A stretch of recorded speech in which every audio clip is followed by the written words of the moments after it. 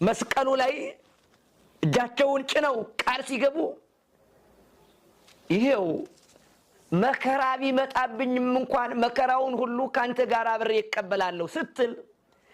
መከራ ቢመጣብሽም እንኳን መከራሽን ሁሉ መከራ አደርጋለሁ ህመምሽን ህመሜ ስደትሽን ስደቴ ሞትሽን ሞቴ ረሃብሽን ረሃቤ ጥምሽን ጥሚ አደርጋለሁ መከራሽን ሁሉ መከራ አደርጋለሁ መከራህን ሁሉ መከራ አደርጋለሁ ሲሉ በመስቀሉ ላይ እጃቸውን ጭነው ቃል ይገባሉ ክርስቶስ መከራ በተቀበለበት መስቀል ቃል የሚጋቡት ሐዘኗን ሐዘን ለማድረግ ነው መከራዋን መከራ ለማድረግ ነው ቁስሏን ቁስል ህመሟን ህመም ስደቷን ስደት ሐዘኗን ሐዘን ለማድረግ ነው በዚያ ቃል ኪዳን የሚጋቡት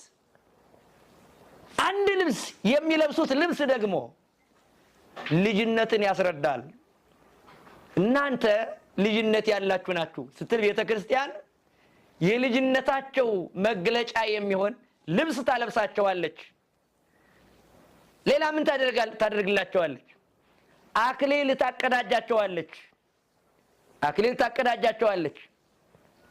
ይሄ ሽልማታችሁ ነው ክብራችሁ ነው ስትል አክሊል በላያቸው ላይ ትጭንላቸዋለች ይሄ ስርዓተ ተክሊል ምስጢረ ተክሊል የሚፈጸመው እንዲላሉት ለሁለቱ ደናግል ብቻ ነው ምናልባት አንዱ ድንግል ባይሆን ወይም እሷ ድንግል ባትሆን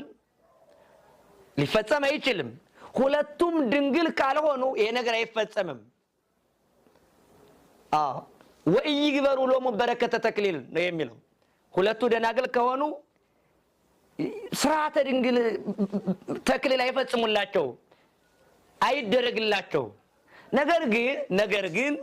ከሁለቱ አንዱ ይላል እንደውም ፍትሐ ነገሥት ወለእመኮነ አሐዱ ድንግል ይላል ከሁለቱ መካከል አንዱ ድንግል ቢሆን ነው ሁሉ ጊዜ የሚጠየቅ ጥያቄ ነው ከሁለቱ አንዱ ድንግል ቢሆን እሱ ድንግል ሆኖ እሷ ድንግል ባትሆን እሷ ድንግል ሆና እሱ ደግሞ እንደገና ድንግል ባይሆን እነዚህ እንዴት ይሆናሉ ከተባለ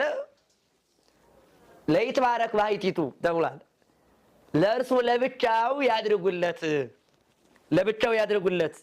አሁን በጣም የብዙዎች ጥያቄ ነው ይሄ ፍትሐ ነገሥት አንቀጽ 24 ላይ በእንተ ፍርትን እየተናገረ መጥቶ የሕፄን ነገር የፍርትን ነገር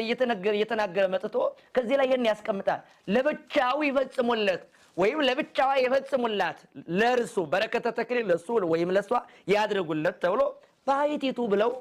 አስቀምጠዋል ነገር ግን ምናልባት እነሱ ተስማምተው ተነጋግረው ተወያይተው